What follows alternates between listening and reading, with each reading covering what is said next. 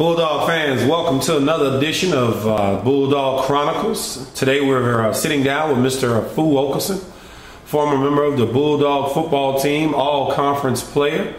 And Afu, we've learned that you wrote in a book. Yes, sir. Yes, sir. The book, actually entitled King Without a Crown. Wrote it actually 2 years ago, but it just got published 2 months ago. So just really trying to get it out there.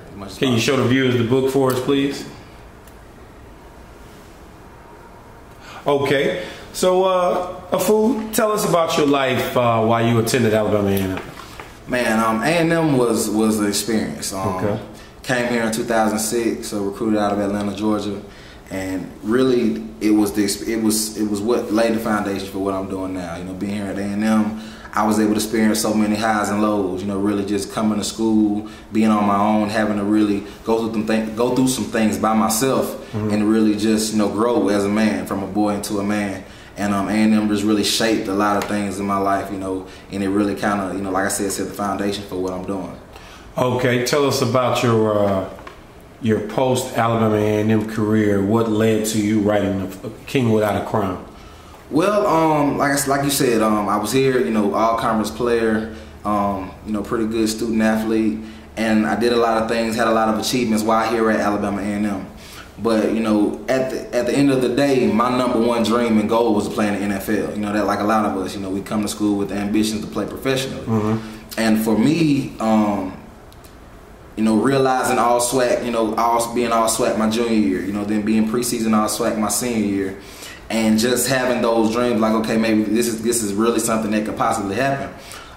Came into my senior year, things weren't going the way they should have. Got suspended, well, not suspended, but I had to sit out 2 games due to an eligibility issue. Then just dealing with nagging injuries all year, so I didn't have the year that I wanted. Then realizing injuries nagging me up until pro day. So when I get to pro day, I'm not 100% healthy. And on pro day, it was just the realization that, for me, it was just like a feeling that came over me, like looking at, the end of it, it was just like, this is it, this is over. So at that time, it just left me in a state of really just kind of, I don't want to say depression, but I just didn't know if I was coming or going, just in a lost state, because, we always talk about plan B, but my plan B was never really a plan B. It was just, it sounded good. Even though I had a good GPA, had a degree, it still was just like, I got to go to the league. I got to make it. And that mentality just kind of, put me in a position where I was left out there with nowhere to go. So from that, that experience, it just sent me into a time where I just knew I had to find what my purpose in life was. I always believed that God had something great for me. So for me, it was just finding like what that purpose is, and to actually draw from it and to actually live it. So I always knew that my whole life I've always been someone who helps people, different friends, family, and counseling and just helping. But I never thought that of actually making it a profession. And like I said, during that time when I was going through what I was going through, I was sleeping on couches, ended up getting on my feet, getting a spot, getting an apartment. And from being on social networks and expressing my feelings on social networks, it just pushed me to say, you know what, I can't just sit on Twitter or Facebook and sit behind the screen and sound so, sound deep or whatever you like to call it. But I knew this is something I was extremely passionate about. So for me to be passionate about it, I said, well, I need to actually do something substantial. And instead of tweeting and writing on Facebook statuses and posting things, let me sit down and actually write something. Let me write a book. Let me have something, tangible, where people can go and pick it up and actually read my feelings and emotions and how I feel. So that's pretty much what led to the book. And that part of your life led to those words on the pages in King Without a Crown. So basically the book is almost like an autobiography? In a sense. My thinking behind it was, because I hadn't reached the status that, I previously wanted to reach, as far as making it to the NFL, making a name for myself that way. I felt that it was necessary for me to give people a background of pretty much information as to who I am. Outside of, you don't know me, it's like, why should I read your book? What about you would make me want to even listen to your words or read your words or even find what you have to say, something worth, taking my time and actually, reading it. So I felt that it's necessary that before I actually give a message, it's good for people to know the messenger, but you know, sometimes before they actually can receive the message. So I wanted them to get, you know, a piece of me. You know, I talk about me growing up in College Park, Georgia, about my relationship with my father, about the different things I did as a young black man, and growing up. And for me, that was essential for me to do, so people can kind of get. It's almost like we're doing now, having a conversation for somebody to warm up to you first before you can actually relay something to them, so they'll be receptive to it. So it's a mix between an autobiography and I would say self-help, motivational. But I just felt that it was very necessary for me to be transparent and let people know who I am, and, you know, the person that I am before I go and start, you know, quote unquote preaching.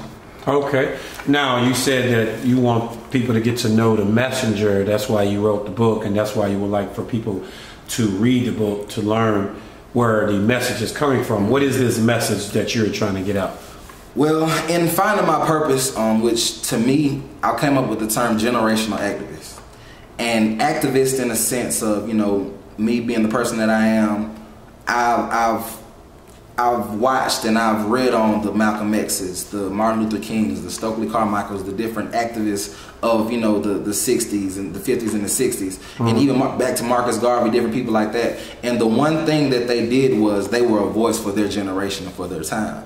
And what I feel is necessary in this time, because it's an entertainment-driven generation, and it's a generation where we've kind of lost sense of our morals and our values to it, and it's kind of like a struggle between fighting to do knowing what's right and actually doing it. And now when I think about it, most of our leaders, quote unquote leaders in our generation, are the entertainers, are the athletes, are the people who've reached a certain status, but you don't really have too many of us who actually just say, guess what, I'm going to actually stand and be a voice for us. Maybe not because I can play ball, maybe not because I can rap or sing, but because this is just something that I feel that needs to be done, and actually take a stand to progress. And that's my message, basically, is progression. I feel nowadays we kind of, because it's a very transparent society and everybody wants to know what's going on, we kind of try to fight to be perfectionists. Or we want things to be perfect, or we want to paint this picture that's not all the time real. You know, I talk about Instagram. You put pictures up, but a lot of times you're using filters, and people can't really see the real you. So you want to put up this perfect picture, but it's not real. It's not a real description of who you are and a real picture of who you are. So for me, in that message of progression, I'm just showing it's not about being perfect.